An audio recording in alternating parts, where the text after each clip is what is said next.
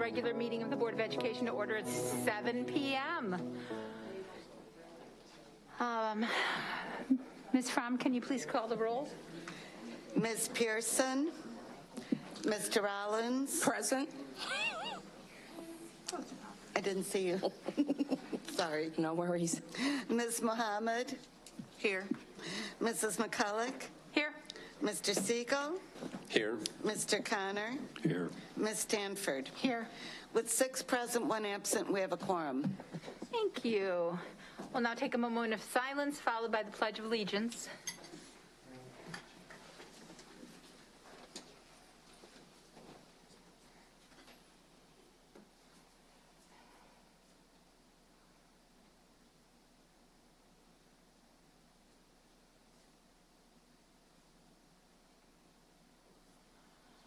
I pledge allegiance to the flag of the United States of America and to the republic for which it stands, one nation, under God, indivisible, with liberty and justice for all.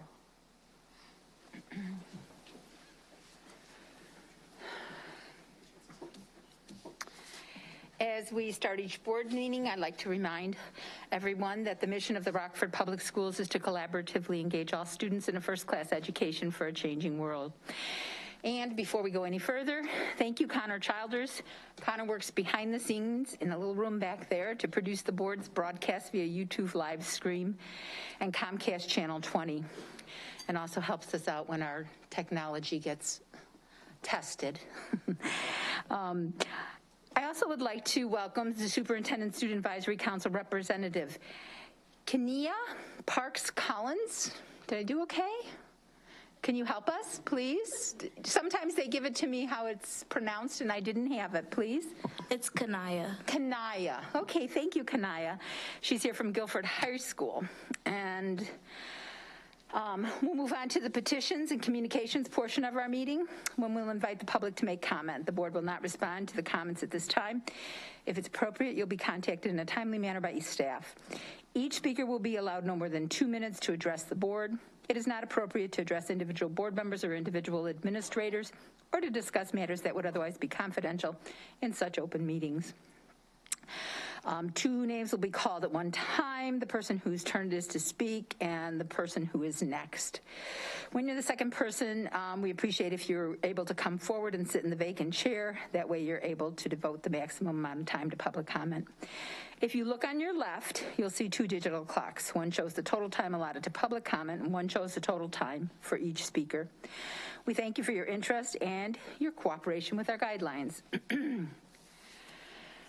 Our first speaker this evening is Chanta Lowe, and our second speaker is Terry Gaino.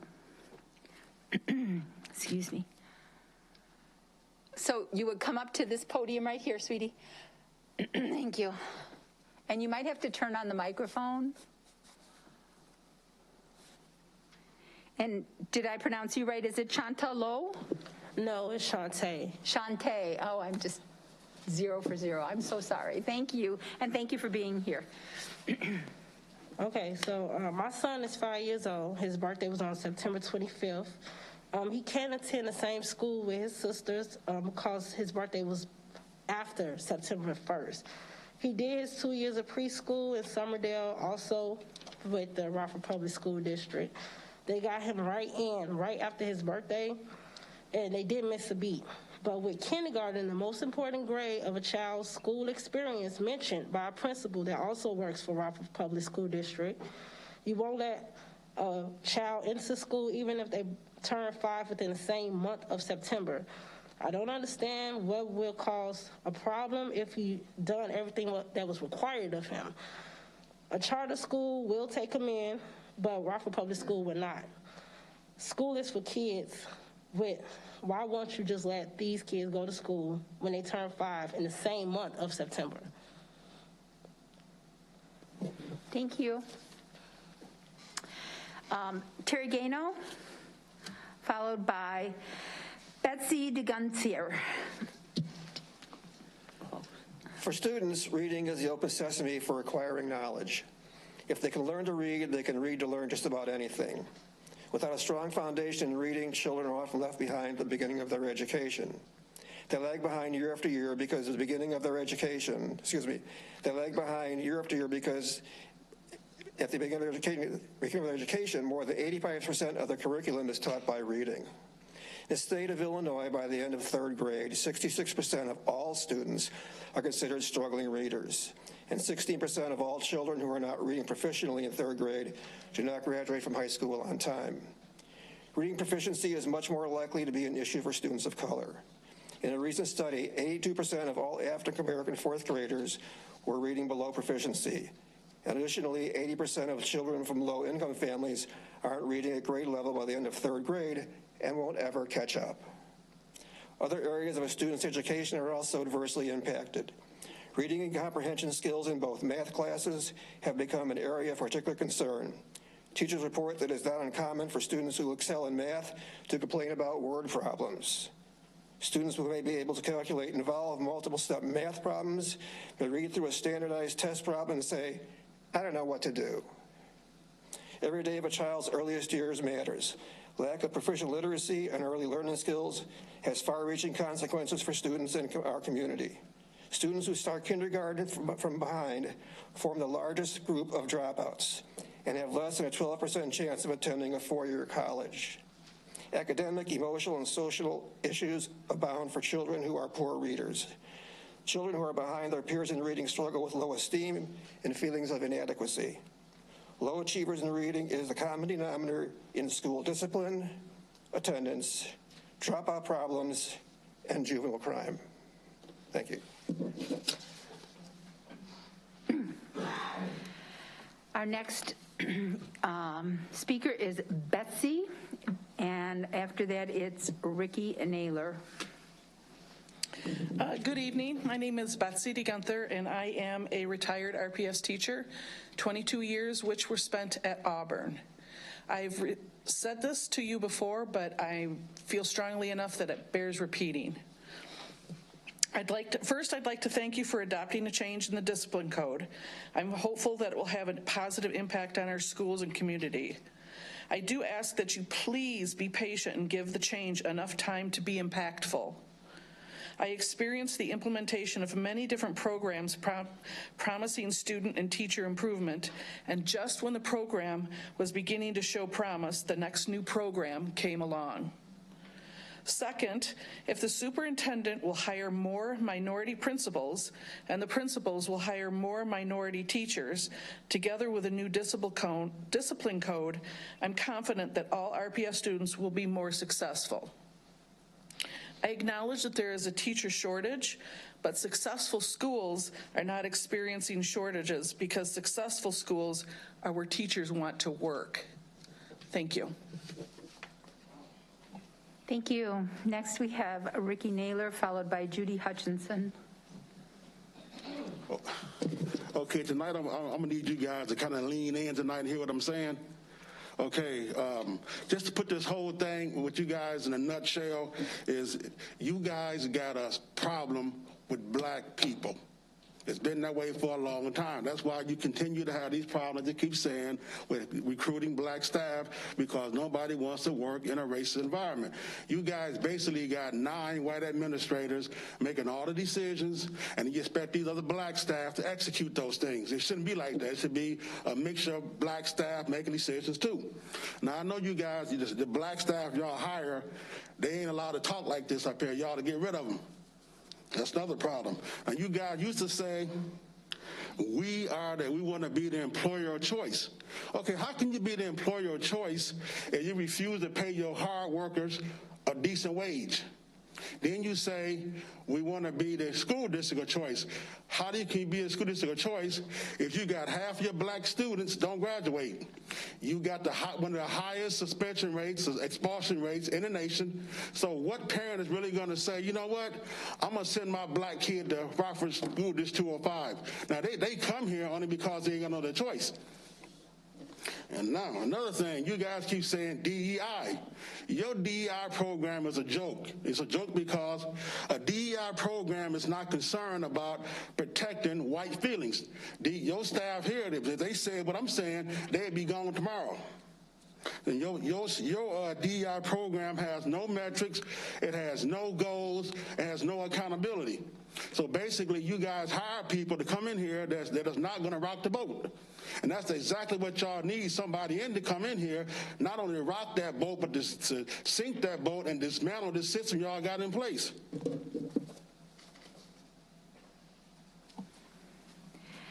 Next, we have Judy Hutchinson, followed by Angel Brown. Hi, I'm Judy Hutchinson. I'm a math teacher at Jefferson High School.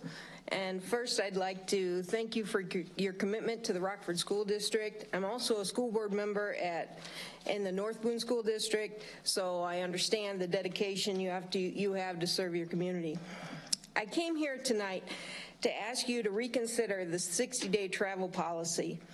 The reason I'd like you to reconsider this policy is because at the beginning of the school year, our principal, Mr. Rundle, wanted to send 5 of us to a conference in Detroit. And that we filled out paperwork on September 13th, and on September 15th, we were all declined because of the 60-day travel policy. Originally, I would just say, okay, put my head down and go about my business, but I have been accepted to speak at this particular conference, so I went and I talked to Mr. Rundle, and I said that I felt like I made a commitment to this conference and I needed to go, and so I would have to pay for this out of my pocket since I was declined. He was gracious enough to say, we're going to figure out a way to get this done. I wrote a letter, an email to Dr. Jarrett. He also worked with us, and we will be reimbursed to go to this conference. But with the 60-day policy, we would have to have had all our paperwork in by August 9th, and that just wasn't going to be possible. I also want to inform you that Sarah Watson and I have also been accepted to speak at the California conference, and I hope we can get support for that. And lastly, I want to thank you for all the professional development we had this summer.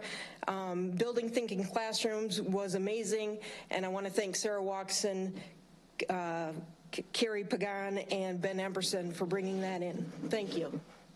Thank you. Angel Brown, followed by John Tech Brantley. Hello, everyone. My name is Angel Brown. I'm a parent leader, I'm a parent ambassador, and I'm also the president of the Booster Club at Guilford High School. The reason that I'm here today is because that discrimination in the 815 need to stop, especially in the school system. And I see it all the time, and even, when there was a game at Guilford 2 weeks ago, these other students, because I don't like to use the determination of, the different ethnic groups or whatever, but they tried to Rosa Parks my daughter out her seat, and by her not moving, they throw a water lily on top of her head, and I felt like it was a hate crime. And it was handled, but I also understand that it's a difference between the school policy and the difference with the police or whatever. It's 2 different investigations. I understand that. But I feel like in order for stuff to stop, it needs to be nipped in the bud immediately. And I feel like people only do what they are only allowed to do. And I just feel like it's we the people of the United States, and it's for liberty and justice for all, and I just really wish it stopped. And the reason that I'm here is because I'm showing that my daughter that the sky's the limit, and I'm trying to rebuild my community. I'm sorry.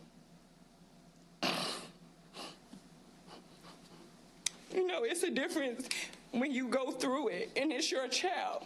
And it's a difference when you understand it. And you can imagine, if you only could imagine, you would never understand how it is to be discriminated against. Or if you lost a child, you can only imagine those things. So I went back to school. I'm trying to build a club for parents and just be a bigger leader than what I'm just trying to do. And I just want the world to be back to how it should be. Thank you. Thank you. Our last speaker this evening is John Tack Brantley. How y'all doing? I'm the CEO of Renewal Turning Point Program. We deal with education, training, jobs, and black-on-black crime. And everyone got a flyer before you. First of all, I want to thank Alex Buellton is no longer here, but Earl Dodson Jr. is still here. And the school has been providing me with a school bus when we take the kids on educational activities like the Underground Railroad. And this year we went to the Cyber Museum. We go to the we take them to the Harlem Globetrotters game. We take them to the Disney on Ice. This year be our third time in a row. We're going to rent out the show place, and we taking 40 to 60 of our youth to the show place where they're going to be able to see the Woman King, which is educational. What my concern is that the middle school kids get credit for their school grades when I take them on educational field trips, but at Lewis Fleming, the elementary kids don't get credit for their school grades, and they should get credit for their school grades when we take them on educational field trips, because we already shortage of teachers. The principal at Lewis Fleming, she had been very diligent working with me this year, where I am working on the 205 grant of transportation. The library is hooked up with me, and the Rockford Housing Authority have hooked up with me. Well, we are going. I'm going to have an after-school program. I started out with 5 kids. Then the principal let the other parents know that the kids that need a ride to school, they called me. Come to find out, my name is a household name in the community because the parents say, I know him. I see him on TV all the time. So they trust me. I'm just one person. But right now, my number has rose to 18 youth that I'm transporting. I'm spending $120 a week of transporting. I'm only asking the parents to give me $10. But lo and behold, we do have some parents that can't even give up $10 because they too busy rather have their weed or other stuff. So I have to look over that and still transport these kids to school. But once I get this here grant and be able to hire a couple of drivers, we'll be able to transport these kids to school. And we're looking, for donations. Like we took them to Magic Waters. We only charged each family $25 to go to Magic Waters, where the tickets was $35. Mind you, we got 2 school buses. We transport 60 people to Magic Waters, and they don't have the funds to afford these. So I make it a way that we get the sponsors, but we also get the parents to at least give something. But it's sad to say that some of our parents don't want to give up something. They always think you're supposed to give them something for nothing. So I'm out here. I know my 2 minutes is up because I'll be at City Hall and what have you. But coming this Friday, I just want to let y'all know I'm meeting with Miss Flowers. She worked with the Attorney General's office. She do the grants. She's going to work with me on doing that 205 transportation grant. And once I get that grant and get all the T's crossed and all the I's dotted, I'll be back. Thank you. Yeah. And I do have your copies from everyone who spoke, and I'll pass these down to the rest of the board members. But unless it's...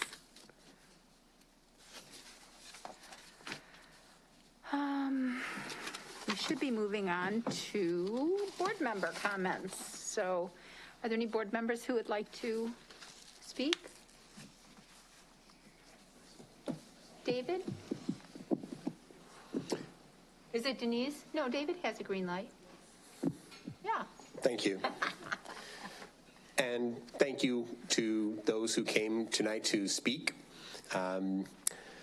Advocating, even when it's uncomfortable, is our right and our kind of our obligation as citizens. So I appreciate you coming and making yourselves heard.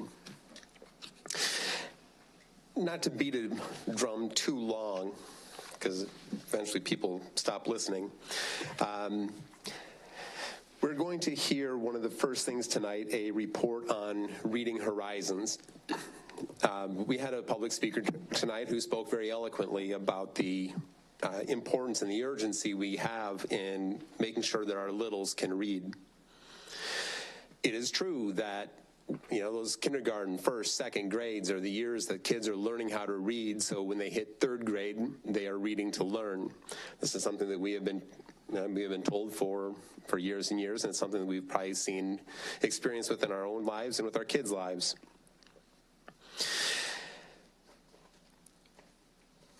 In this report, we can see how important attendance is to the success in learning to read.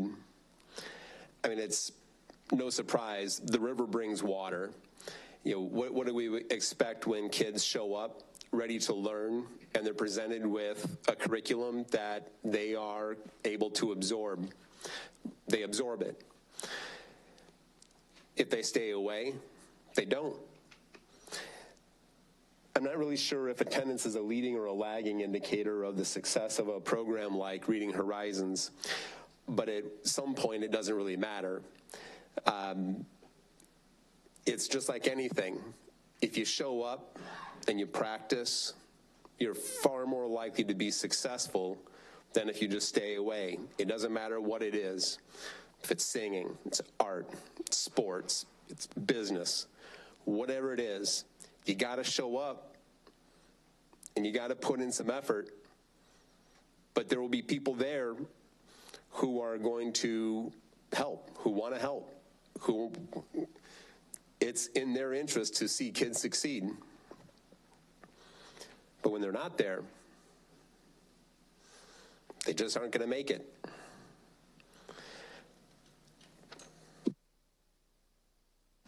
Thank you, Mr. Siegel. Anybody else? Ms. Pearson? Thank you. I'm a little delayed on the acknowledgments because I've been absent. However, I want to appreciate and acknowledge the staff of Julia Lathrop School who a parent experienced an alarming situation and they worked very diligently in getting the problem resolved. So I just wanted to acknowledge them and say thank you. Secondly, I want to acknowledge Ms. Jenny Kefford, the community member, shared with me that she went above and beyond in an act of kindness that was not necessarily related to her role as a principal, but it made a very positive impact on this family. So I definitely wanted to acknowledge her for that as well. I've heard on more than one occasion about our students' attendance, and I couldn't agree more. I think we need to always consider some core issues and why attendance is impacted. So, for an example, you have a single parent with one child in high school, another child in middle school, and one in elementary. And she has to go to work, and she have very little, or he have very little support in terms of care for the ill child.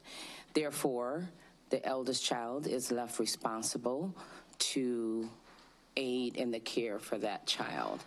So when we make statements and where it relates to attendance and include that with behavior issues or disciplinary packets, let's consider the societal issues that we are faced with that have definitely made an impact in our school. And so we really need to continue to address the needs of our students in many areas. And I've said more than once that all hands need to be on deck. RPS 205 definitely need to do their role, community members, their role. I certainly appreciate comments and the attendance of our community members. That is very important, and it definitely shows that there is some concern, and we shouldn't take it lightly, and if that be the case, and take for granted that things are always appropriate for students to be where they should be, and consider other things that impact their ability to be in attendance. there's consequences with every action, and we definitely want our schools safe, and we want to educate our children. And so we are approaching times, and the times will be greater, that we have to be creative in how we educate our children and how we help support families, whether it be a living wage, creative ways of getting our kids to school, community members banding together to support families. Thank you.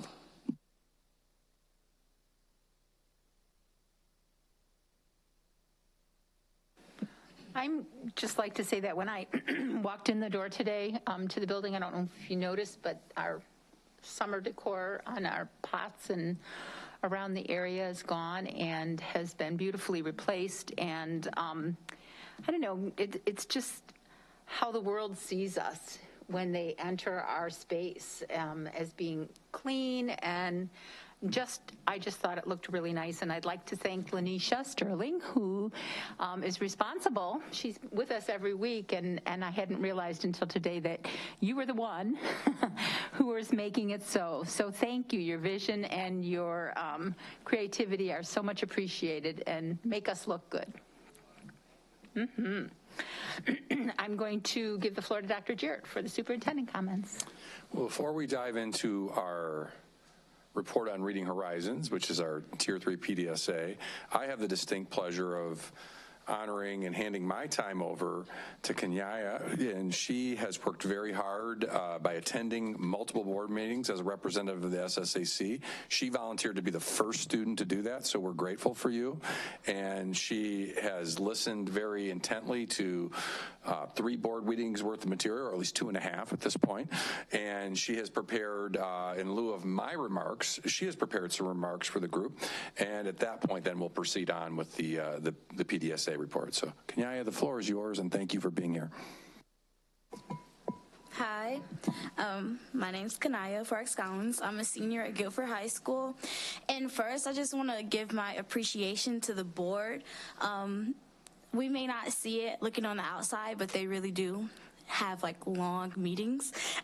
They go over lots of data, they make tough decisions, and it's different when last year I was on that side speaking over there, and this year I'm speaking from this side. So it's a big difference when you can actually see and you can hear the meetings and you can see that they're really, really trying. It's just sometimes they need a little guidance, which is why I'm here. Next, I want to talk about being proactive in the terms of freshmen on track. It's a huge focus, but I feel like we need to start more in elementary and middle schools. And someone actually brought it up today. A lot of elementary and middle schools, they don't really get the attention that they need and a lot of support that they need.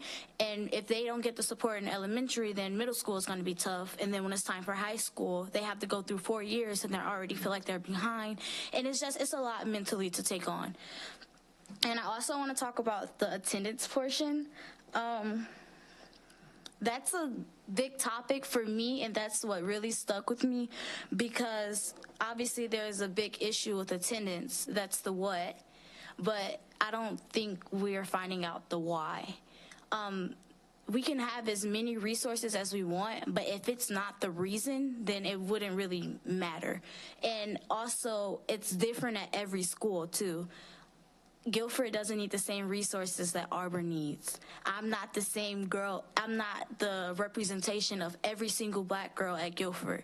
That just because I'm here representing Dr. Jarrett doesn't mean that there's not plenty of black girls drowning in the halls of Guilford that needs the support and needs the help. What else? And also race, it does play a huge part in attendance and discipline, all of it. I know you guys are probably tired of hearing it because I'm tired of saying it, but it's really it's important. And also the environment matters. If you guys, we can give as many resources as we want, but Jefferson is not the same as Auburn. The minority at Jefferson is not the same as Auburn. So it's just about figuring out the why and then going from there. Thank you. Thank you again.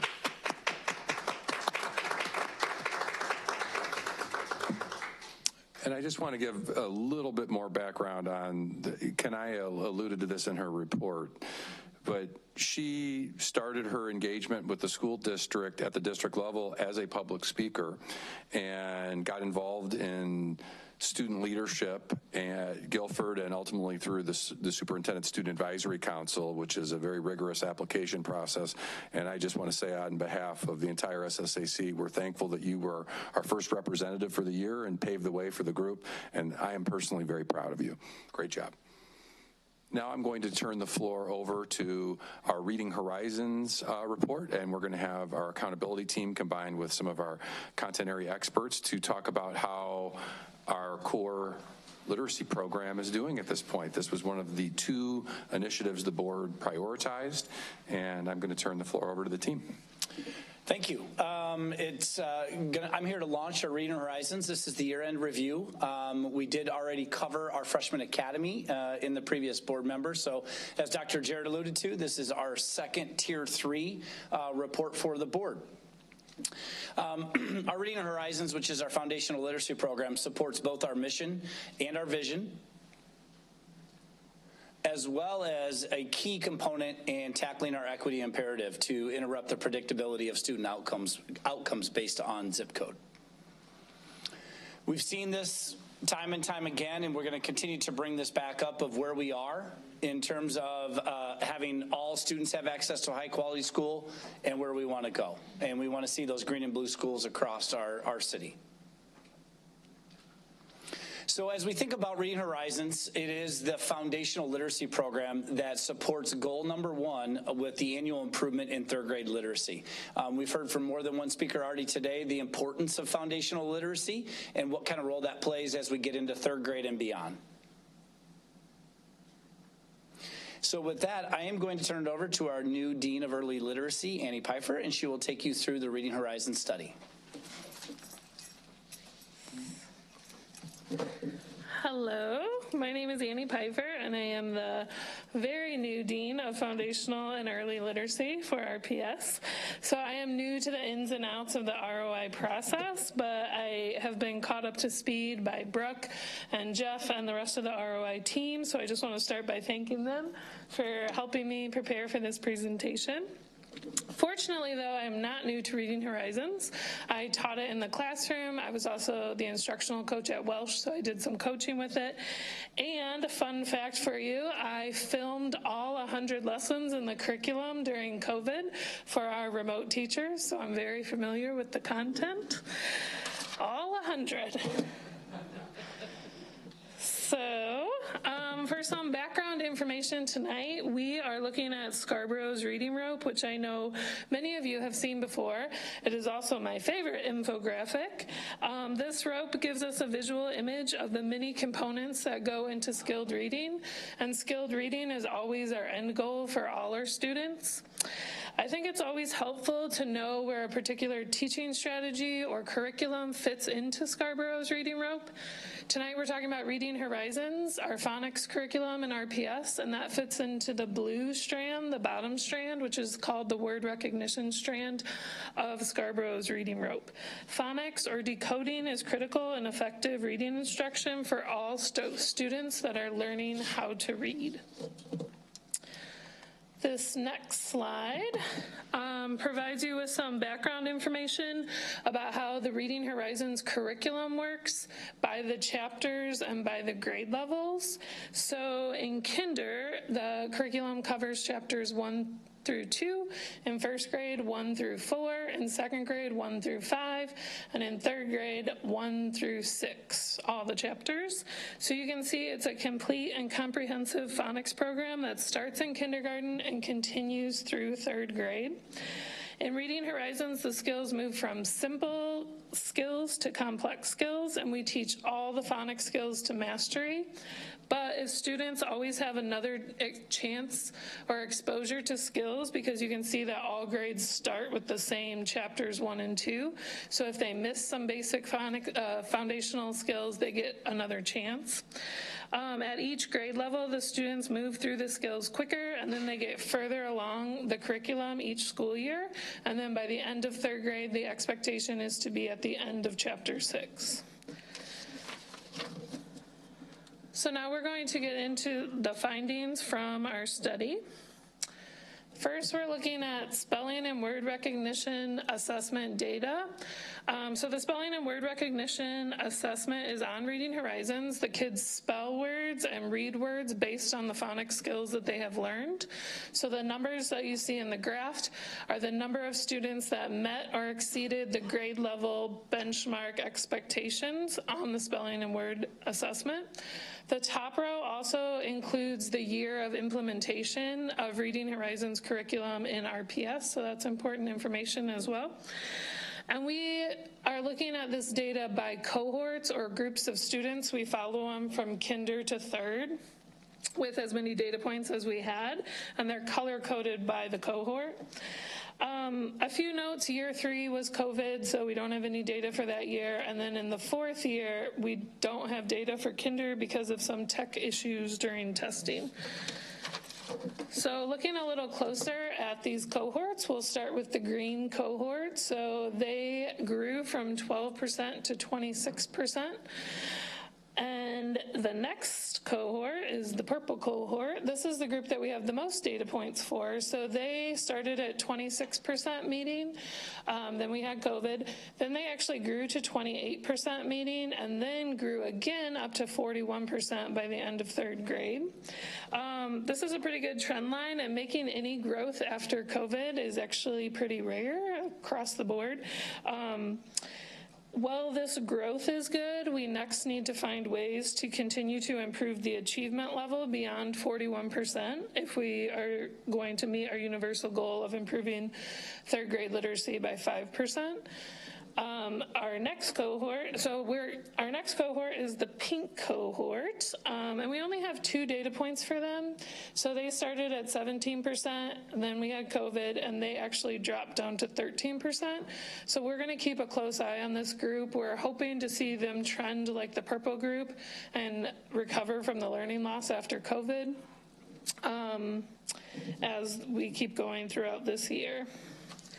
So just keeping the cohort graph in mind, then if we go back to this chapter graph, you can kind of make the connection between the cohorts as they progress, and they progress through the chapters, and by the end of 3rd grade, they're covering the whole curriculum. So not only did we want to look at overall data to see if Reading Horizons was working, but we also wanted to separate data by ethnicity so that we could determine if we're seeing growth for all students in RPS. This first slide is the green cohort that we already looked at earlier. So overall, this cohort grew from 12% to 26%, and you can see here that all subgroups by ethnicity also grew within this cohort. Next was our purple cohort. That was the one that we had the most data for. So they started at 26%, jumped after COVID to 28%, and then had a significant jump to 41%. But looking at the subgroups, our African American students in the year directly after COVID went down. However, that group did grow significantly the following year from 18% to 33%, so they regained what they lost and then grew a little bit from their pre-COVID scores. And then our last cohort was the pink cohort. So this is the cohort that went down a little bit after COVID, 17% to 13% overall. And looking at the subgroups, the African American students grew from 6% to 11% in the year following COVID. However, the white and Hispanic students in this cohort both dropped in their scores. And again, this is the group that we're going to be closely watching this year to see how they do in 3rd grade, to see if they have recovered from learning loss after COVID. So we are going to also look at some correlations between the Reading Horizons assessment and other reading assessments that we take district-wide in RPS. So our first correlation that we're looking at is between spelling and word rec and the MAP reading test that we take at the end of the year. As Jeff Lowry, our favorite data guy, has taught me, a perfect line of best fit is 1.0, and ours is 0.599, which is pretty good. So basically, if students are doing well on the spelling and word rec assessment, they also do well on the MAP reading test. We also correlated it to IAR scores. Our correlation was a little lower here at 0.447, but it still shows a pretty strong correlation between meeting the benchmark on the spelling and word rec test and then meeting or exceeding on the 3rd grade IAR test. So part of the ROI process is to determine program recommendations based on the data gathered. The team is recommending that we choose to keep and fix Reading Horizons while also expanding it. So one area that we need to continue to focus on fixing within Reading Horizons is the student software time, and another area is the quality implementation of the curriculum in all K-3 classrooms.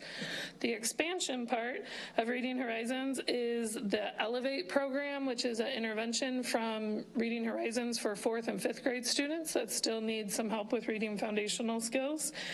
And also for expanding, we have more schools that are doing Reading Horizons in 3rd grade as well as K-2.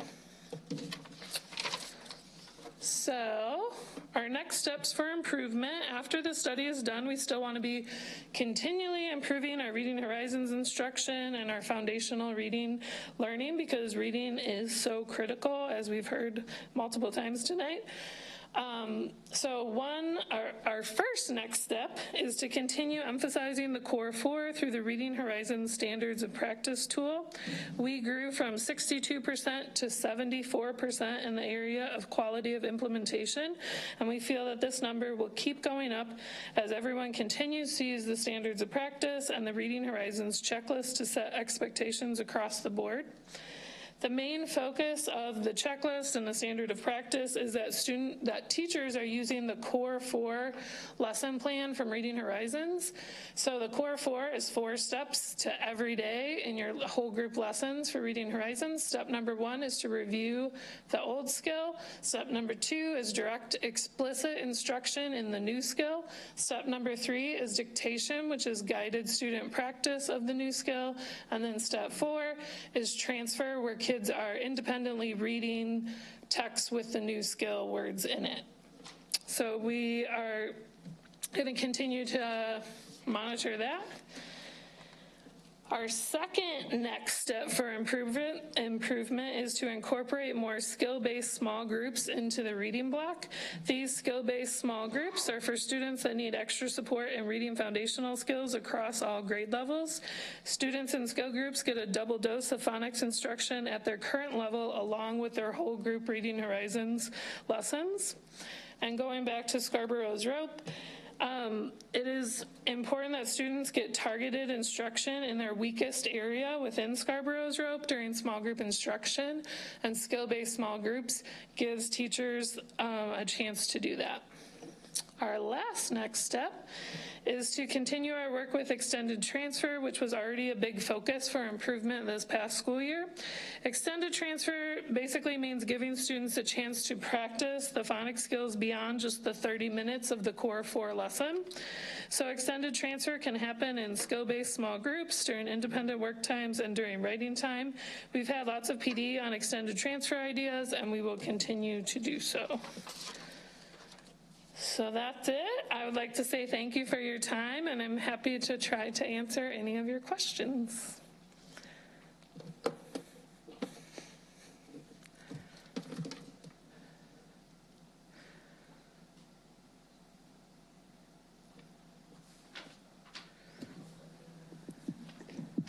I don't have a question, but just a comment. Reading Horizons showed up in the district about the same time that I got on the board, and I think the start of it, or the launch of it, like any new curriculum, had its challenges and had its successes. Looking at the numbers, my initial reaction was, it'd just be nice if we were farther along, but there were actually some encouraging numbers given what we've been through the last couple of years. We had certain groups of students that actually moved right along, and that was encouraging. I know that the data is a little tough just because the last couple of years it was just an insane environment. But I am hopeful that this is a program that, as it sticks, will start to gain traction with our students and with our instructors. So thank you. I'm glad that we're going to keep this and keep moving on with it. Thank you.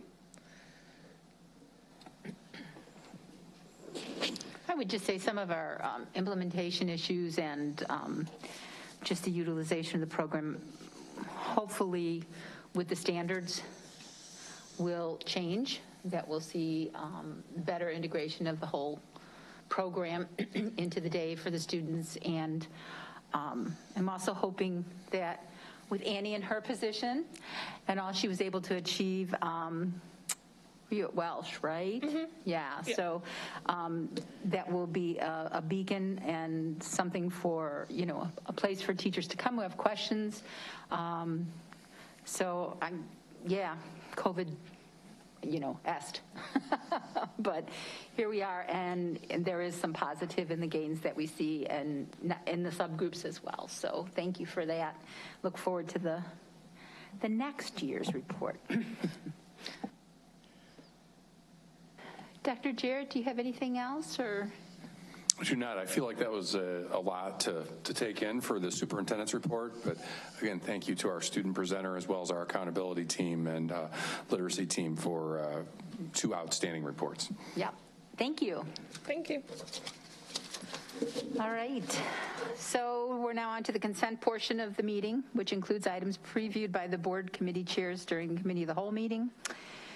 We have the payroll, accounts payable, purchase order, air travel, construction pay request log, the RPS managed work change order, the ESSER RPS managed work change order, monthly cash and investment report for August 2022, the recurring contract for Brightly, which used to be called Dude Solutions, software, the meeting minutes from 9/13/22, the contract purchase orders, the appointment of the IMRF authorized agent, the revised Rockford Building Maintenance Association tentative agreement, and the Freedom of Information logs. Is there a motion and a second to approve these consent items? So moved. Second. Thank you. Are there any items that board members would like to have pulled for further discussion? Seeing no lights, I'd ask the coordinator to call the roll. Ms. Mohammed? Yes. Mrs. McCulloch? Yes. Mr. Siegel? Yes. Mr. Connor? Yes. Ms. Stanford? Yes. The motion passed. Oh, I'm sorry, Ms. Pearson. Yes. I apologize. The motion passes with 6 yeses, 1 absent. Thank you. We're now at the closed session consent agenda. These items include the HR organizational report and addendum, as well as the following student discipline cases: P0000123, P0000223, P0000323, P0000423, and P0000523. Can I have a motion and a second to approve the closed session of consent items? So moved. Second. Thank you. Are there any closed session consent items board members wish to have pulled for separate consideration? All of B. Okay, and we can take that as one. All right. Are there any others? Okay. So please call the roll on the approval of the organizational report and addendum. Ms. Pearson? Yes. Ms. Mohammed? Yes. Mrs. McCulloch? Yes. Mr. Siegel? Yes. Mr. Connor? Yes. Ms. Stanford? Yes. The motion passes with 6 yeses, 1 absent. Thank you. I'll now take a motion in a second for items under 8, letters A through E. So moved. Second. Thank you. There's no discussion on those, so I ask the coordinator to call the roll on item 8. Mrs. McCulloch? Yes. Mr. Siegel? Yes. Mr. Connor? No. Ms. Stanford? Yes. Ms. Pearson? Yes. Ms. Mohammed? Yes. The motion passes with 5 yeses, 1 no, and 2 absent. 1 absent.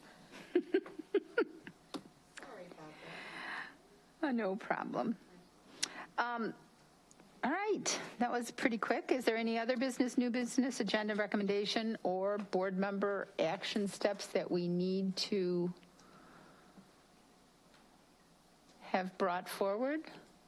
I don't think we had any action steps from tonight on the floor. Do we, Dr. Jarrett? Did anybody write any down that I missed? Okay. So just a reminder to everybody, we have a board retreat on Saturday morning, and so bright and early at 8:30, and then we will have committee of the whole next Tuesday night. And if there's no further comments or agenda recommendations, I'll take a motion and a second to adjourn. So moved. Second. Thank you. All in favor? Aye. Any opposed? Same sign. We are adjourned at 7:51. Thank you, everyone. And board members, please remember to fill out your exit slip survey and give them to Ms. Holdley.